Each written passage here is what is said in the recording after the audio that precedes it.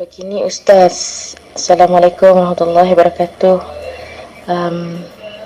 Saya dan suami saya pernah dinyatakan bahawa Nur Allah dan Nur Muhammad itu menyatu, adalah satu.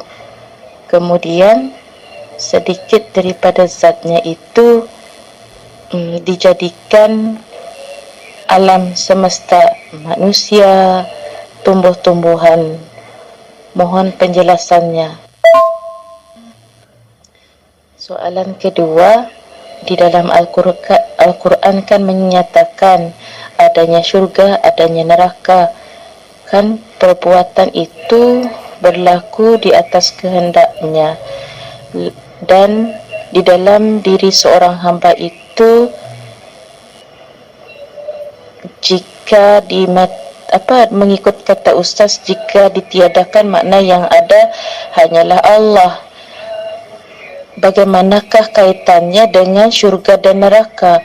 Apakah akan berlaku hukuman begitu seperti mana yang ada dinyatakan di dalam Al-Quran? Mohon penjelasan.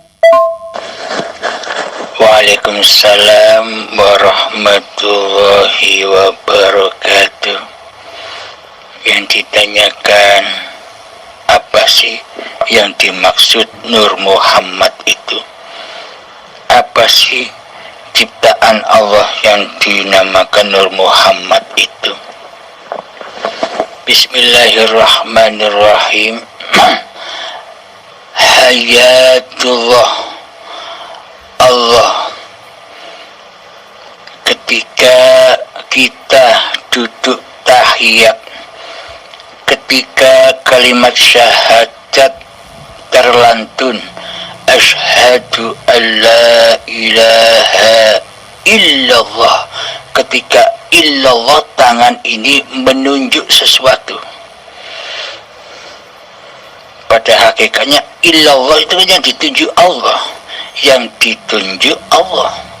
Illallah. Apa yang ditunjuk itu? Yang ditunjuk itu adalah alam kosong ini. Alam kosong inilah Allah. Tanpa adanya alam kosong, maka tak akan ada alam semesta ini.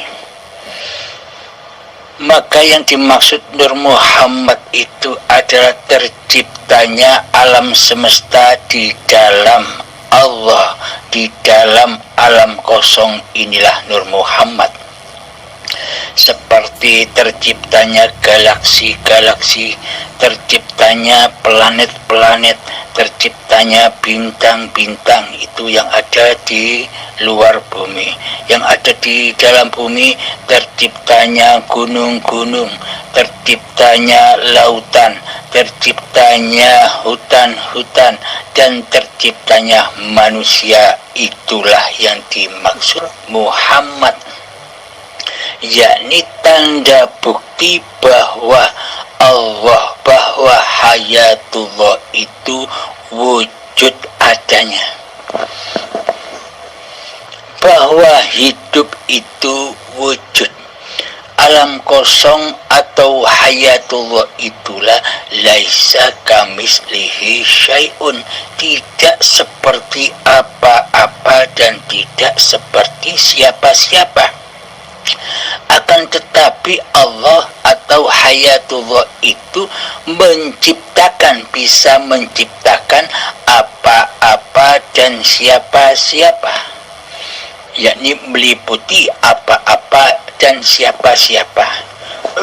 Contoh, ketika Anda melihat sesuatu, katakanlah ketika Anda memandang keindahan gunung-gunung, kira-kira gunung itu bisa wujud tanpa adanya, kira-kira hidup itu bisa wujud tanpa adanya alam kosong dari setat pandangan mata ini, dari mata hingga ke gunung? Apakah pandangan ini langsung ke gunung tanpa izin Allah?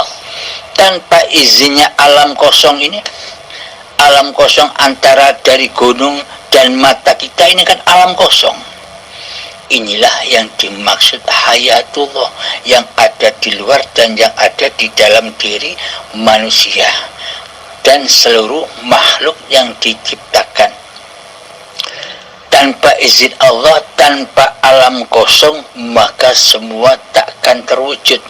Coba tangan Anda tutup kepada mata Anda tanpa adanya ruang kosong.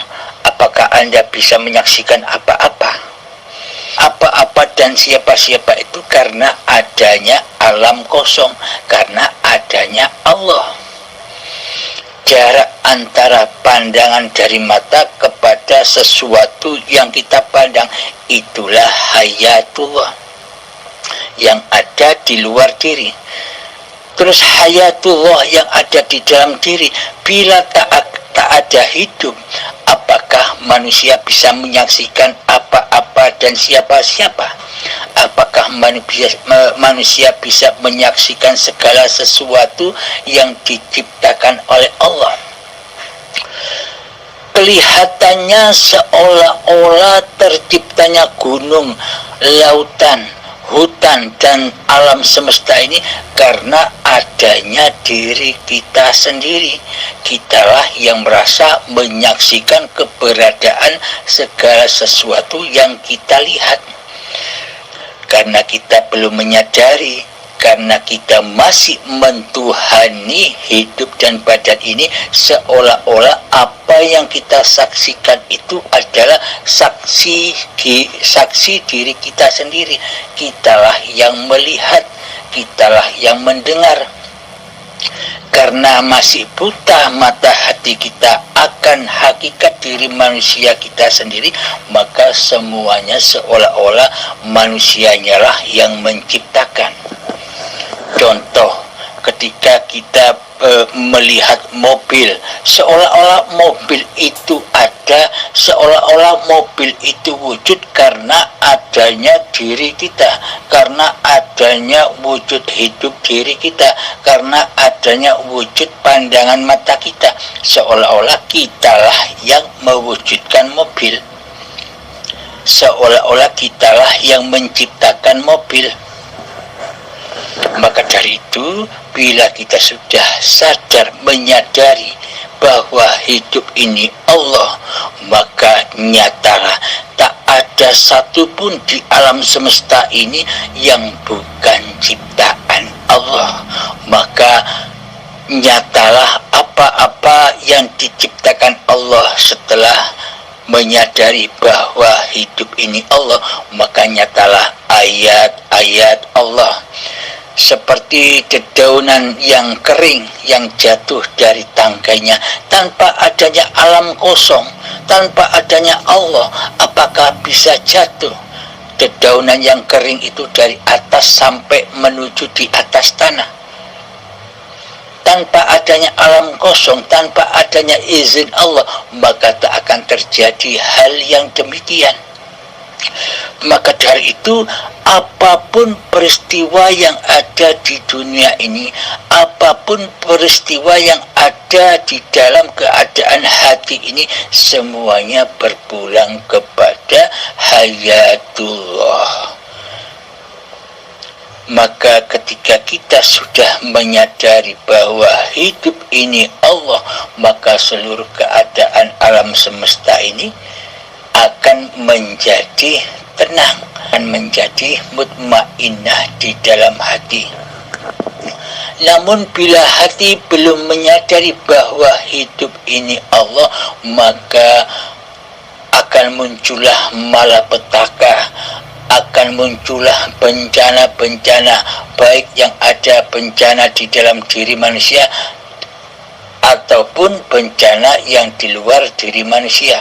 Contoh bencana yang ada di dalam hati manusia selalu diliputi oleh rasa ketakutan, oleh rasa kecewa, oleh rasa sedih, oleh rasa gelisah karena manusia masih mentuhani dirinya sendiri, seolah-olah semua keadaan itu adalah ciptaan diri manusia kita.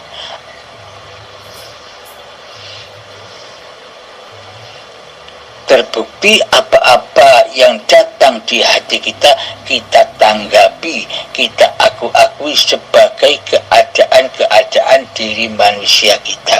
Karena selama ini kita masih merasa memiliki keadaan hati ini, karena selama ini kita masih menjadi raja yang merajai hati ini. Inilah sedikit penjelasan yang dimaksud Nur Muhammad itu. Nur Muhammad itu hakikatnya apa-apa yang diciptakan oleh Allah sebagai tanda bukti bahwa Allah itu wujud nyata. Inilah yang dimaksud Muhammad Rasulullah, yakni Muhammad yang diperjalankan, Muhammad yang diciptakan, Muhammad yang dipergerakkan, Muhammad yang dibimbing, Muhammad yang dijaga, Muhammad yang dicukupi, Muhammad yang dikasih sayangi oleh penciptanya. Alhamdulillahirabbil alamin. Semoga saya khususnya, semoga kita semua dipahamkan oleh Allah Ta'ala. Alhamdulillahirabbil alamin. Monggo silakan Bunda dari Malaysia, silakan bila ada yang masih ditanyakan kembali. Alhamdulillahirabbil alamin. Pertanyaannya masih berbau syariat, yakni ayat-ayat atau kitab di dalam Al-Quran yang masih tertulis belum mengandung makna rahasia dan mutasyabihatnya. Soalan kedua, di dalam Al-Quran kan menyatakan adanya syurga, adanya neraka. Kan perbuatan itu berlaku di atas kehendaknya, dan di dalam diri seorang hamba itu, jika mengikut kata Ustaz, jika ditiadakan makna yang ada hanyalah Allah. Bagaimanakah kaitannya dengan syurga dan neraka?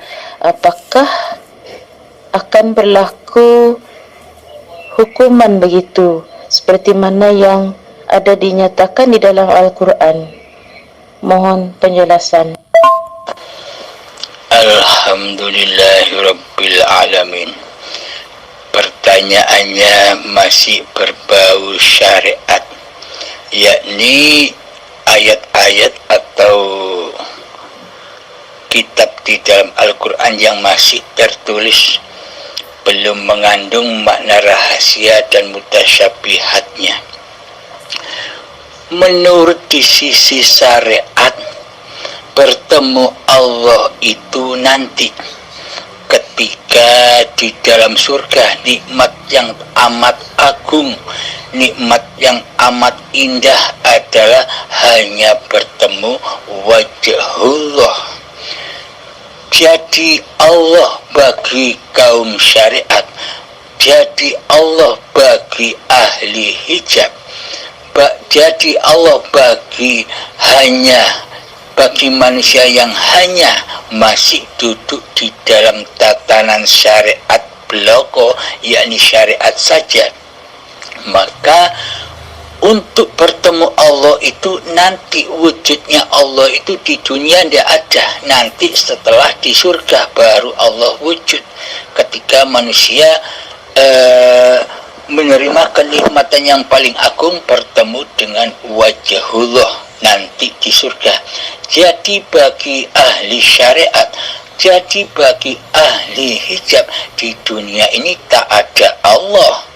Allah tak berkuasa di dunia ini. Tanda buktinya Allah selalu digoibkan di hatinya. Allah selalu ditiadakan di hatinya. Yang jadi Allah, yang jadi Tuhan, yang jadi penguasa di dalam dunia ini bagi ahli syariat, bagi ahli hijab yang hatinya masih buta, yang jadi Tuhan, yang jadi Allah, yang jadi penguasa di dalam hatinya adalah hawa nafsunya sendiri, hanya dirinya sendiri selama ini. Jadi tidak terasa kita ketika masih duduk di syariat, kita tidak merasa, kita tidak menyadari bahwa diri kita selama ini kitalah yang ngaku-ngaku menjadi Allah. Kitalah yang ngaku-ngaku menjadi penguasa atas hidup dan badan kita sendiri.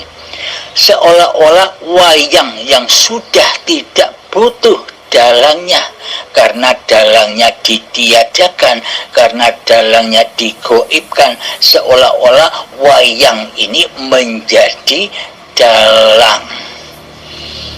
Jadi wayang plus dalangnya. Wayang bilang begini kepada dalangnya, wahai dalang, wahai Allah, Anda cukup di sana saja, saksikanlah saya bisa bergerak sendiri tanpa Anda, saya bisa hidup sendiri tanpa Anda, saya bisa berkuasa sendiri tanpa Anda, saya bisa sholat sendiri tanpa Anda, saya bisa beribadah sendiri tanpa Anda, saya bisa makan sendiri tanpa Anda, saya bisa minum sendiri tanpa Anda, saya bisa mandi sendiri tanpa Anda, saya bisa bekerja sendiri tanpa Anda, saya bisa bernapas sendiri tanpa Anda, saya bisa naik motor sendiri tanpa Anda, dan sebagainya. Seolah-olah diri kita lah yang jadi Tuhan selama ini, yang jadi Allah selama ini. Coba hayati dan tafakuri. Bila benar pernyataan ini, maka mohon ampunlah kepada Allah, karena dosa yang terbesar dan yang paling besar, hati mensekutukan Allah dengan diri kita. Jadi amal sebanyak apapun, ibadah sebanyak apapun, ilmu syariat setinggi apapun, semuanya akan menjadi racun di dalam hati kita tanpa kita bertuhan, karena yang mentuhani selama ini adalah diri kita sendiri. Kenapa semua amal ibadah dan sholat serta ilmu itu akan menjadi racun? Karena tidak kita persembahkan kepada Allah, melainkan kita persembahkan untuk diri kita sendiri.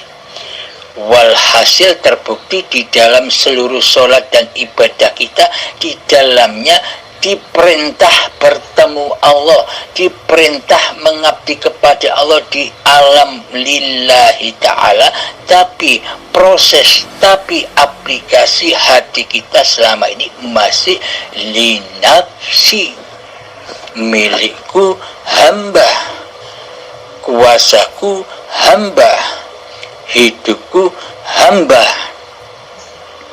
Padahal Allah berfirman di dalam doa iftitah, inna sholati wa nusuki wa mahyaya wa mamati lillahi rabbil alamin.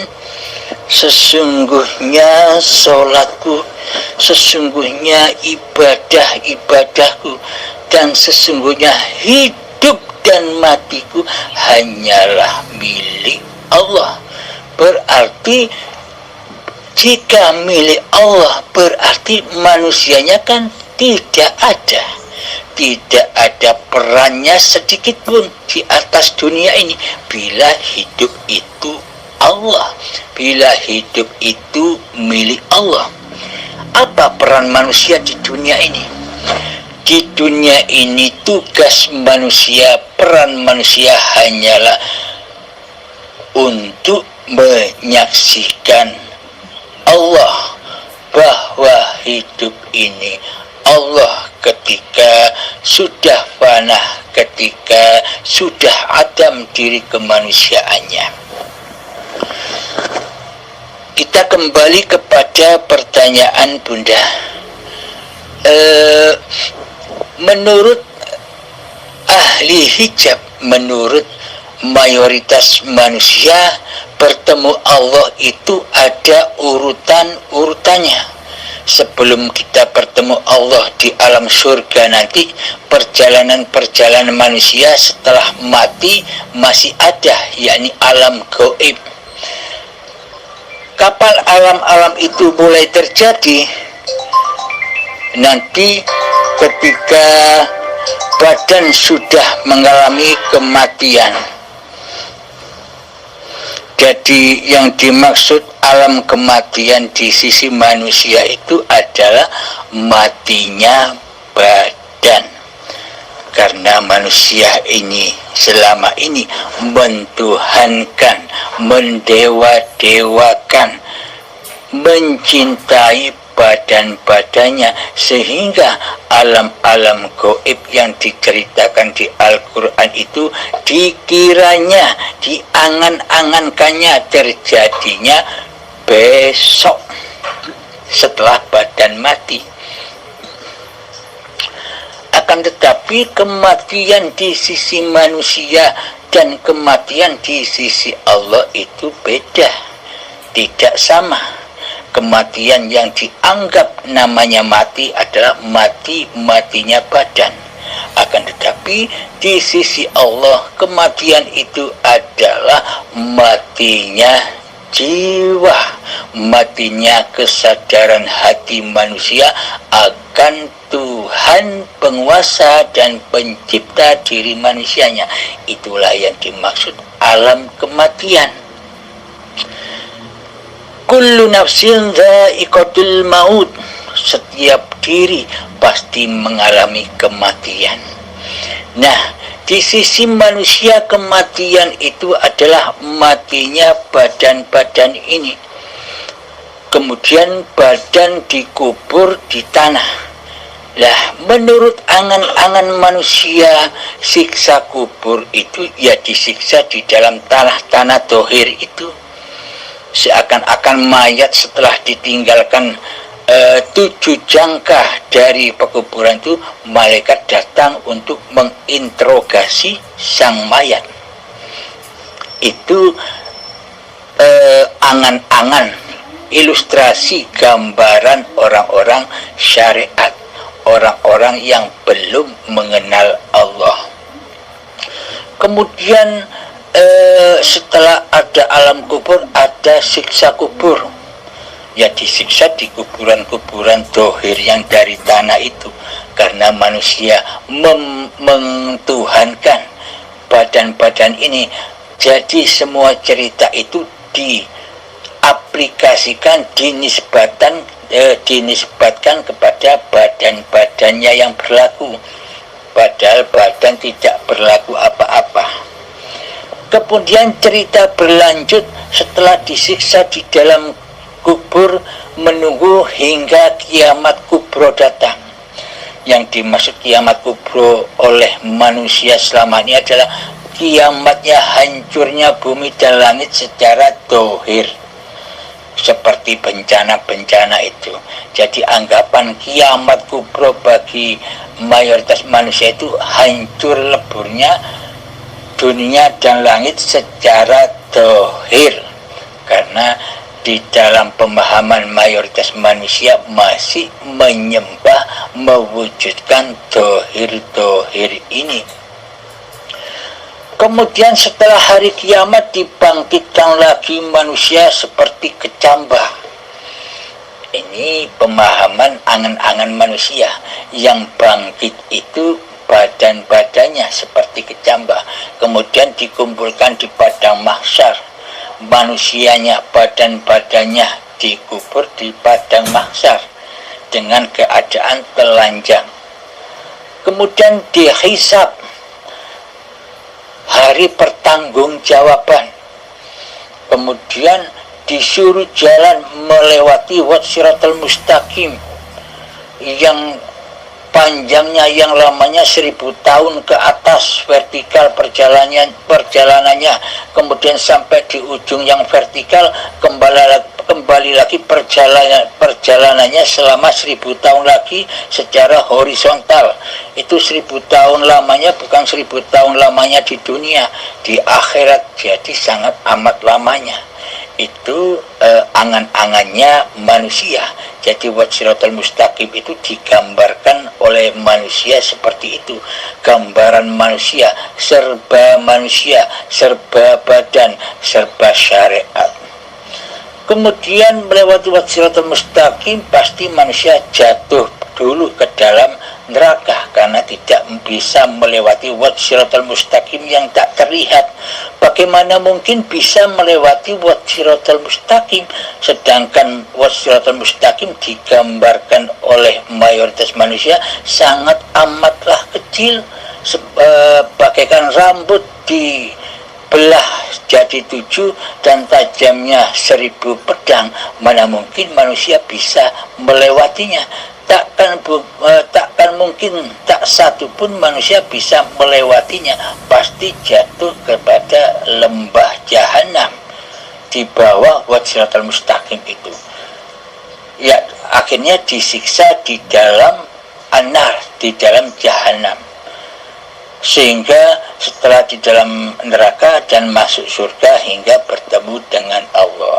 Jadi pemahaman mayoritas manusia, pemahaman syariat saja, bertemu Allah itu nanti ketika sudah masuk surga baru bisa bertemu Allah. Kenikmatan yang teramat agung mengalahkan semua nikmat-nikmat yang ada di surga. Itulah perjalanan-perjalanan yang diangan-angan oleh manusia, karena selama ini yang jadi Tuhan masih diri manusianya. Akan tetapi di sisi Allah itu bagaimana ceritanya? Versi di sisi Allah adalah semua perjalanan-perjalanan itu serba batiniah, serba ruhaniah, bukan perjalanan-perjalanan badaniah. Terbukti Allah tidak memandang wajah dan hartamu, Allah tidak memandang ilmu dan amalmu, dan Allah tidak memandang nasab-nasab, kemuliaan badan-badanmu di sisi manusia.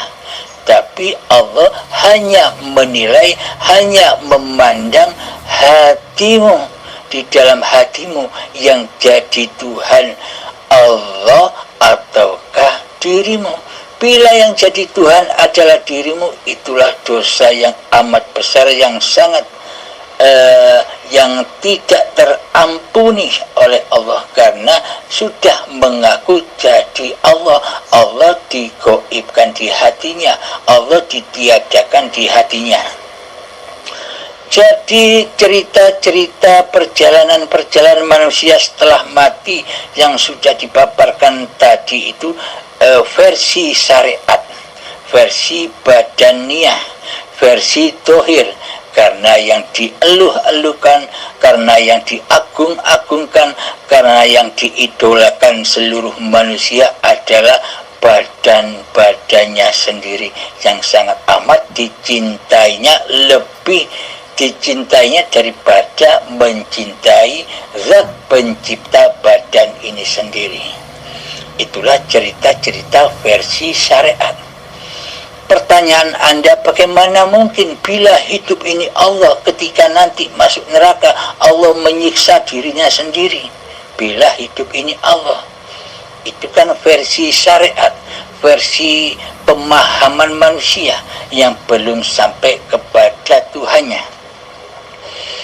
Jadi perjalanan-perjalanan menurut di sisi Allah, semua perjalanan yang diangan-angankan manusia itu yang katanya nanti, yang sekarang masih gaib bagi manusia, ternyata di sisi Allah sudah nyata sekali. Saat inilah perjalanan-perjalanan itu sudah dimulai, sudah ada, sudah nyata bagi manusia yang sudah mengenal Tuhannya. Mari kita buktikan semua perjalanan itu sudah sangat amat nyatanya di hati kita. Ayo kita jalan-jalan melewati alam-alam yang katanya gaib itu. Mari kita buktikan kenyataannya di sisi Allah. Yang pertama, kematian. Kematian di sisi Allah itu bukan matinya badan. Akan tetapi meskipun badannya hidup, tapi dikatakan Allah adalah manusia yang mati kesadarannya, mati jiwanya akan bertuhan. Inilah yang disebut kematian di sisi Allah. Apapun yang diamalkan oleh manusia yang mati jiwanya, sholatnya, ibadahnya, semuanya roboh, semuanya mati, semuanya fana. Karena yang disembah diri manusianya sendiri, tidak menyembah Allah. Buktinya Allah gaib di hatinya, buktinya Allah tiada di hatinya. Bila logikanya, bila manusia itu menyembah kepada Allah, maka sangat wujud nyatalah Allah di hatinya. Itu logikanya. Namun bila Allah tiada dan gaib di hatinya, mana mungkin manusia dikatakan menyembah dan mengabdi kepada hal yang tidak ada bagi manusianya. Kan lucu. Itulah yang dimaksud kematian di sisi Allah, matinya kesadaran akan Tuhannya. Terus kemudian setelah manusia itu mati kesadarannya, lantas manusia dikuburkan di dalam kuburan. Apa yang dimaksud kuburan di sisi Allah itu? Kuburan yang dimaksud Allah adalah badan-badan yang dari tanah. Inilah kuburan yang dimaksud oleh Allah. Manusia dikubur di dalam badan-badannya sendiri dan disiksa di dalamnya. Karena hatinya belum mengenal Allah, maka disiksalah di dalamnya. Disiksa, diperbudak oleh dunia, mencari dunia. Semuanya apa yang disaksikan di hatinya hanyalah serba dunia. Itulah berhala-berhala dan tauhid-tauhid di hati manusia yang mengotori hati manusia.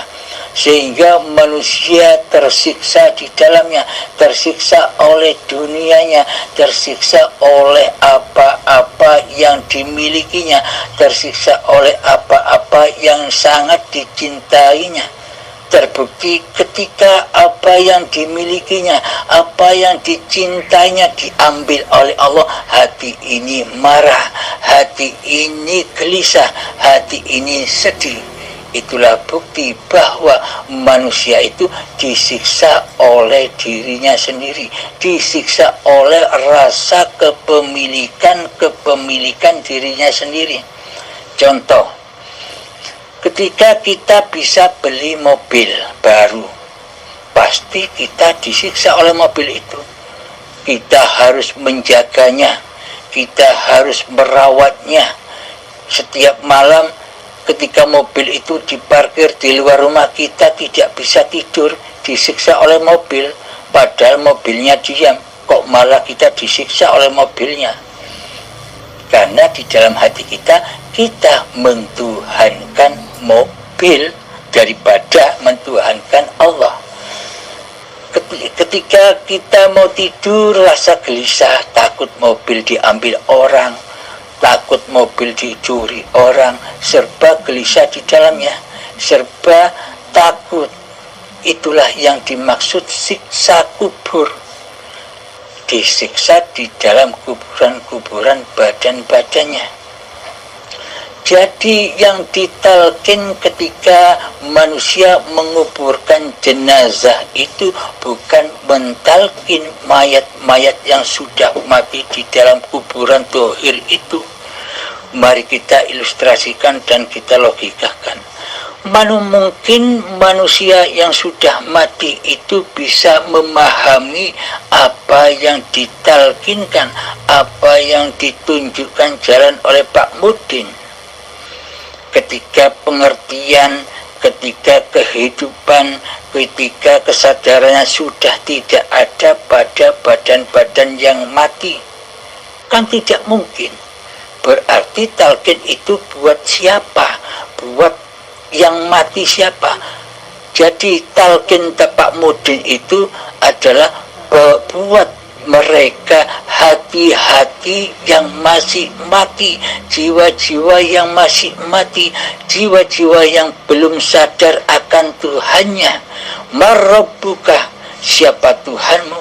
Jawablah, kata Pak Mudin, Allahu Rabbi.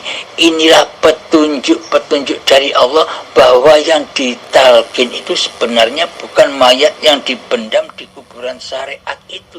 Yang ditalkin adalah diri manusianya yang mengantar jenazah itu, yang berjalan dengan kuburannya masing-masing, dengan badannya masing-masing, agar manusia itu sadar akan berketuhanan, agar manusia itu sadar bahwa dia ada di dunia ini karena Allah, karena hidup.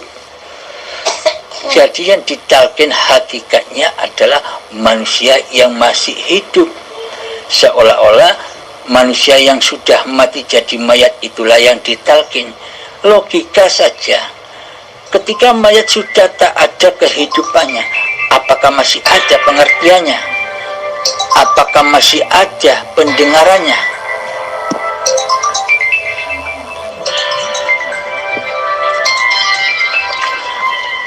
Jadi pada intinya yang ditalkin adalah diri kita selagi kita masih mentuhani diri kita sendiri, agar diri kita sadar bahwa ada Allah, Tuhan penguasa diri kita, agar kita menyadarinya. Itu maksudnya Pak Mudin menalkin. Jadi yang ditalkin bukan mayat-mayat yang ada di kuburan dohir. Yang ditalkin adalah mayat-mayat yang ada di kuburan badan-badan inilah yang diingatkan jalan menuju Allah. Nah, jadi kita lanjutkan siksa kubur itu tadi. Ketika manusia belum memahami Tuhannya, pasti peristiwa-peristiwa dan keadaan-keadaan di dunia ini diakui sebagai peristiwa dan keadaan diri manusianya, sehingga manusianya disiksa di hatinya. Contoh lagi, rupa siksa dalam keadaan anugerah, ketika kita diberi anugerah dari Allah, anugerah kekayaan contohnya. Ketika kita belum kenal Allah, pasti semua keadaan dan anugerah itu pasti diakui oleh milik manusianya, sehingga manusianya di dalam hatinya merasa bangga, merasa mulia, merasa sombong dan sebagainya, karena ia merasa lebih dari orang lain atas hartanya. Inilah api-api neraka itu juga. Jadi hidupnya serba ketakutan demi ketakutan. Di dalam kekayaannya ia takut suatu ketika jatuh miskin. Di dalam kekayaannya ia takut suatu saat harta-hartanya akan meninggalkannya. Jadi meskipun kelihatannya kaya, akan tetapi hatinya amat sangat miskin, sangat amatlah takut bila kekayaan itu suatu saat akan diambil oleh Allah. Inilah bukti siksa-siksa kubur atau siksa neraka itu. Nah, bukti lagi bahwa siksa neraka itu adanya di bumi, adanya sekarang ini. Ayatnya begini, bahwa apa sih bahan-bahan neraka jahanam itu? bahan-bahan neraka jahanam itu ketika masih ada badan-badan dan hati yang keras melebihi kerasnya batu. Saat itulah jahanam dan api neraka itu hidup menyala-nyala ketika masih ada bahan bakarnya, yakni badan-badan manusia dan hati yang buta akan Tuhannya pasti disiksa di dalamnya. Itulah bukti bahwa neraka siksa kubur itu sudah berlangsung saat ini, ada di hati kita masing-masing, ada di dalam kitab diri masing-masing manusia. Kemudian setelah siksa kubur ada apa lagi? Setelah siksa kubur ada kiamat, menunggu kiamat. Kiamat di sisi syariat, di sisi manusia ya kiamat yang dohir. Manusia pada nunggu kapan kiamat datang. Manusia pada bingung kepada apa-apa yang tidak dikuasainya. Seolah-olah manusia itu menunggu kiamat. Padahal semua itu kiamat terjadi hanya karena Allah lah yang berkuasa di dalamnya. Kita tidak usah nunggu-nunggu kiamat yang seperti itu. Kita sambutlah kiamat yang ada di dalam diri kita.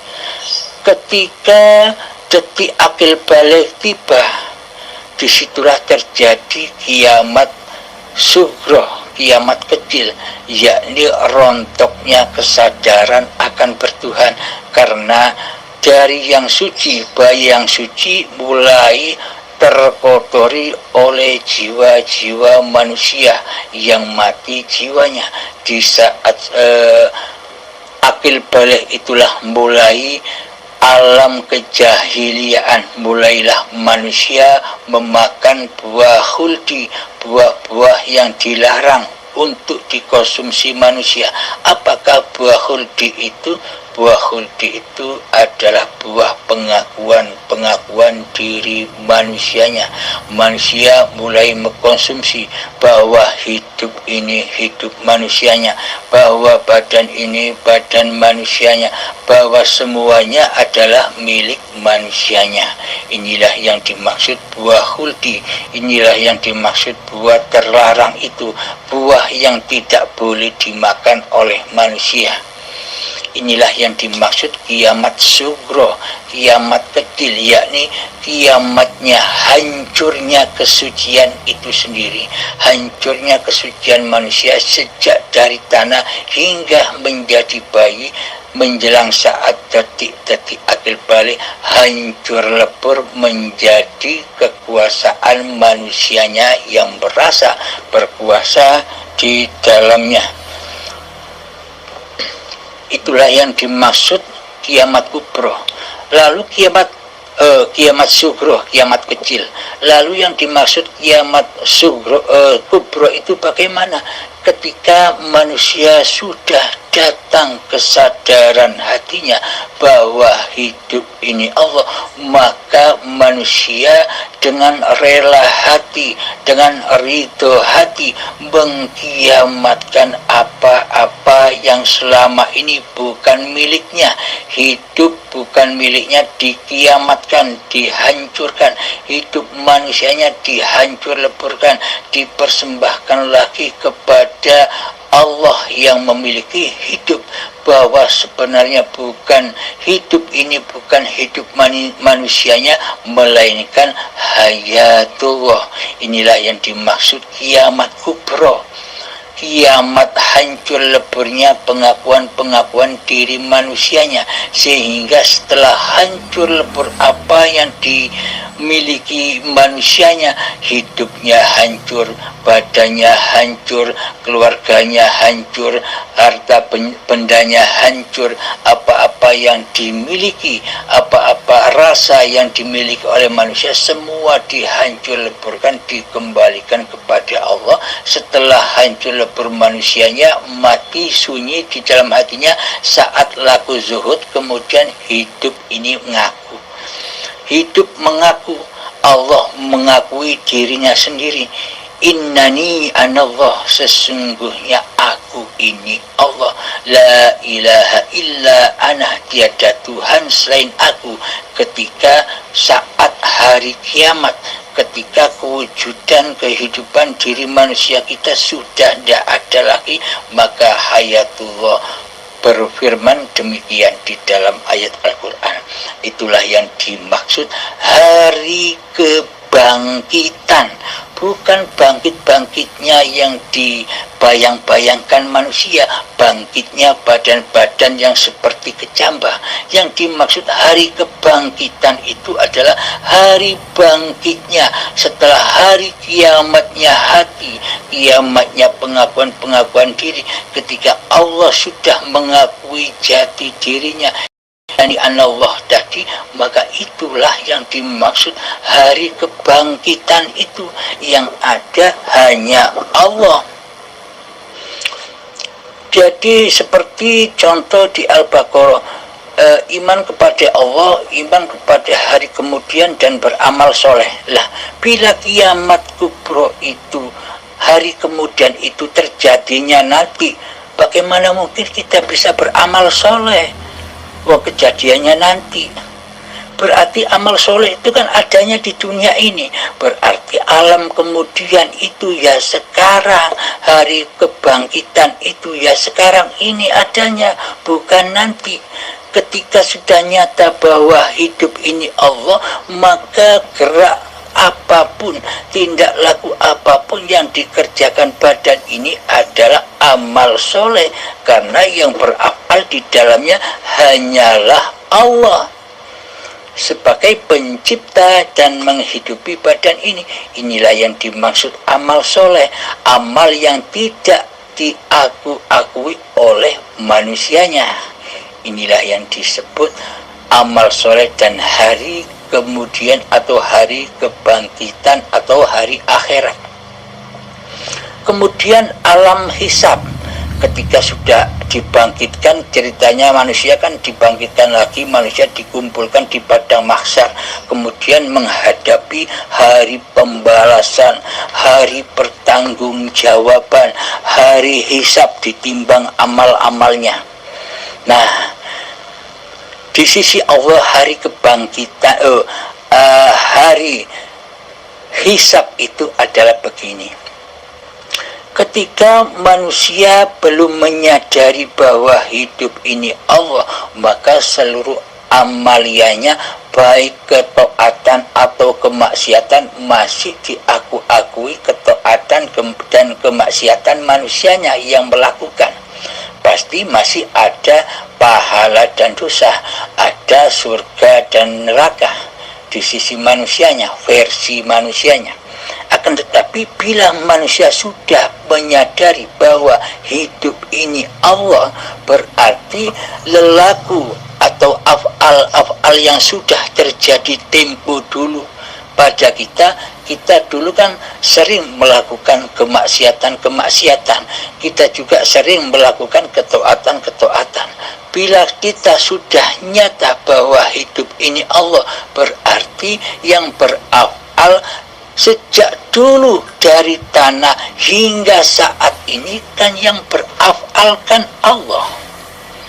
Jika Allah yang beraf'al, apa yang mau ditimbang buat manusianya? Bagi manusia yang sudah kembali kepada Allah, maka sucilah manusia itu dari af'al manusianya ketika manusia sudah menyadari bahwa hidup ini Allah. Maka sucilah manusia. Maksudnya manusia suci itu bukan maksudnya manusia ngaku jadi Allah. Yang dimaksud manusia suci itu manusia yang dengan rela hati, dengan ridho kembali ke alam keabadiannya, yakni ke alam ketiadaannya, alam Adam, dan alam kematiannya, yang hidup hanyalah Allah. Inilah yang dimaksud manusia suci, manusia sempurna, insan kamil.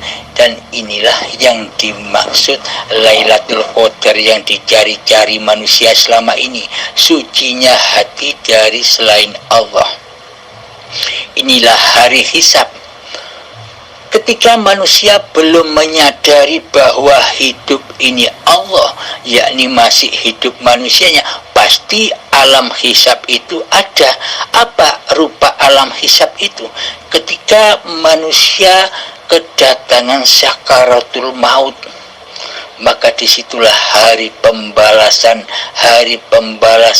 hari hisab buat manusia, hari yang mana apa-apa yang dicintai dan yang diakui oleh manusia diambil paksa oleh Allah dengan azab yang pedih sampai tuntas, sehingga manusia itu sudah kembali lagi fitrah seperti bayi. Ketika sudah terambil dengan paksa apa yang diakui sebagai milik manusianya, alhamdulillah, kiranya sampai di sini dulu penjabarannya karena sudah terlalu panjang lebar. Inilah yang dimaksud itu. Jadi yang disiksa di dalam neraka itu bukan Allah nyiksa Allah, yakni manusia disiksa oleh dirinya sendiri. Manusia disiksa oleh rasa kepemilikannya sendiri. Itulah yang dimaksud neraka di sisi Allah, yakni berbahan bakar badan-badan manusia dan hati yang keras melebihi kerasnya batu. Alhamdulillahirrabbilalamin. Semoga saya khususnya, semoga kita semua para pendengar yang mengikuti video YouTube ini, semoga kita semua selalu dibimbing oleh Allah. Semoga kita semua selalu dibukakan kepahaman akan bertuhan. Akhirul kalam, assalamualaikum warahmatullahi wabarakatuh. Assalamualaikum warahmatullahi wabarakatuh. Terima kasih Ustaz atas penerangan yang diberikan. InsyaAllah ianya akan cuba dipraktikkan. Akan sentiasa dipraktikkan dan diamalkan. Alhamdulillah.